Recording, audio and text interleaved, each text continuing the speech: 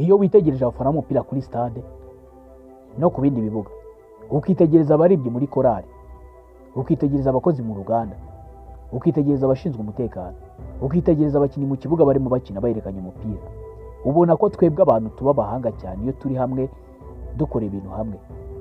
N'ibindi binyabuzima nuko bikora ibikorwa bikomeye iyo byisanze hamwe. Ariko ku rundi ruhande twebwe abantu iyo turi hamwe biroroha kutuyobya no kutuyobora hashingiye ku marangamutima yacu. No mu kigare, abagize ikigare hafi ya bose bakora ibikorwa buri umwe atakora habaye ari wenyine, bagenzi be babaye badahari. Wigeze ubona urubyiruko rukora urugomo rugahohotera abantu cyangwa rugakora ibindi bikorwa bibi? Igihe bagenzi bawe bahari bari iruhande rwawe, bagushyigikiye, bagukomera amashyi, ushobora gukora amabi utaticyuka gukora ubaye uri wenyine. Ni nako bigenda mu myigaragambyo. Ndabasuhuje, iyi ni Izize Official TV. Ibuka kumanuka hasi ukora n'inzogera, ukore subscribe, ukore share, ukore comment. Izindi nyamaswa iyo zigize ubushobozi bwo kwishyira hamwe bisa naho zifata icyemezo cyiza gusa. Inyoni, amafi, imiswa, inzuki, inzige n'izindi nyamaswa ni zimwe mu nyamaswa zizi kwishyira mu matsinda zigashobora gukora ibikorwa bimeze nk'ubuhanga utatekereza inyamaswa ko zakora. Ibi byaba biterwa n'ubuhanga zunguka iyo zishyize hamwe, ariko ntizibugire imwe kuri imwe. Hari ubwoko bw'inyoni zijya ziguruka ari nyinshi cyane zigakora imirongo igororotse mu kirere, zikagurukira hamwe zibarirwa mu magana, ukabona zikora ibinyampande bitandukanye kandi byiza cyane. Intera iri hagati ya buri imwe n'izindi gahora ingana. Kubera iki zitagongana cyangwa ngo zisigane? Inozi ni tumwe mu dusimba dutoya ubushakashatsi bugaragaza ko zabayeho mu myaka 400 mbere y'uko umuntu abaho. Inozi zabayeho mbere yacu. Izi nozi zishobora kuba ziturusha ubwenge. Inozi iyo zigenda ku murongo rumwe inyuma y'urundi, hakagira izigenda n'izigaruka, zigakora inzira imwe igiye irimo n'amakorosi.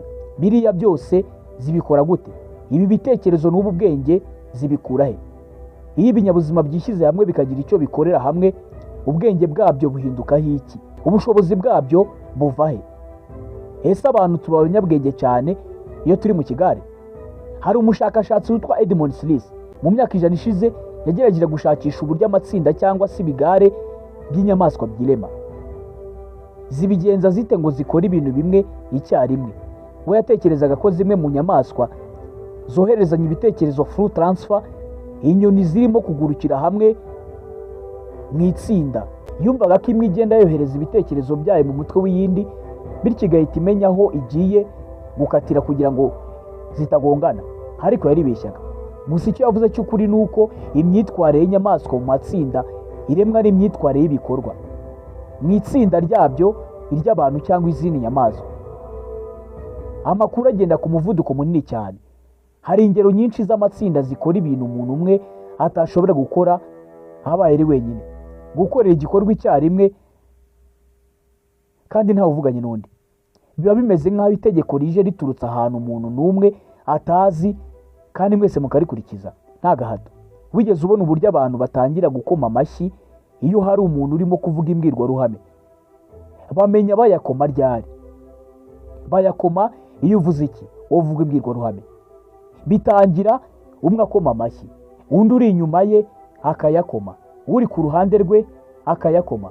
Itsinda ry'abantu riri kumva imbwirwaruhame byose rikisanga ryakomye amashyi. Abakoma amashyi bose ntabwo ari ko baba bishimiye ibivuzwe, hari n'ababa batabyumvise.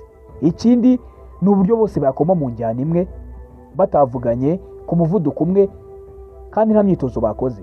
Hano umworo y'inka, ibi mugomba kuba mubizi cyane.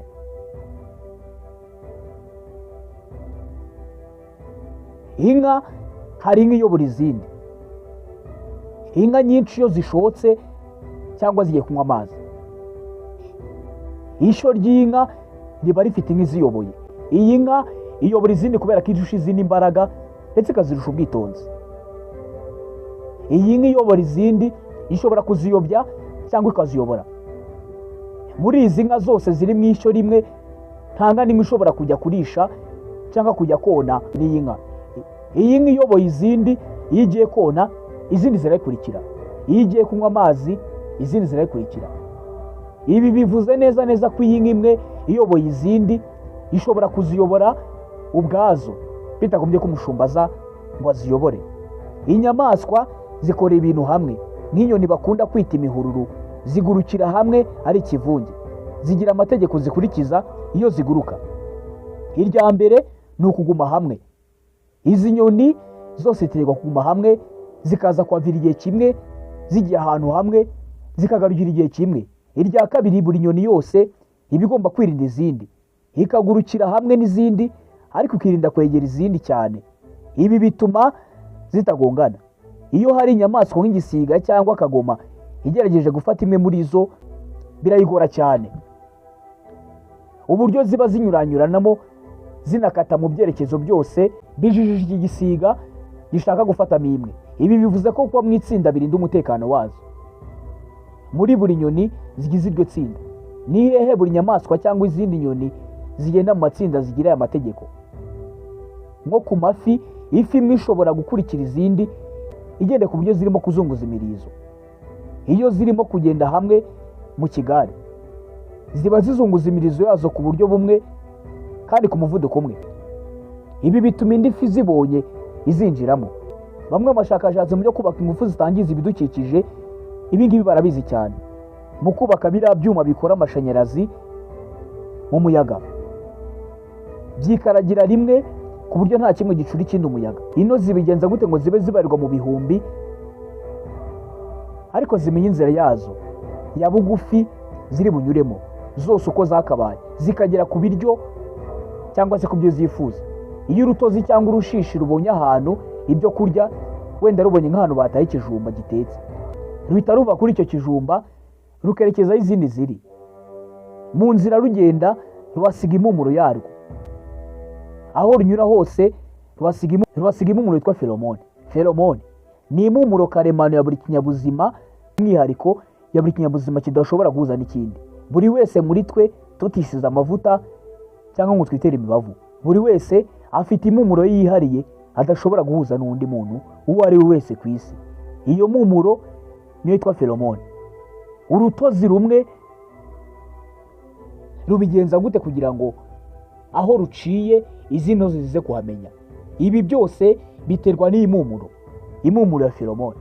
Iyi mpumuro ishobora gutuma intozi zaciye ahantu izindi ziza zikahaca bitagombye ko ziziyobora. Ikigare si ikibazo. Ikibazo ni abakigize. Abakigize nibo batuma kiba imbuto cyangwa indwara. Ikigare kirimo abantu batanga icyerekezo, bashyigikirana, batanga ibitekerezo. Iki kigare kirubaka. Ikigare cy'abantu batazi icyo baranira, batareba ejo hazaza, iki gishobora kukuyobya. Agakungu gashobora kukurinda ibirangaza, kagatuma utekereza neza wigenga, ariko nanone gashobora gutuma amahirwe yo kuguhuza n'abandi, kwigenga no kwigira inama ubwawe.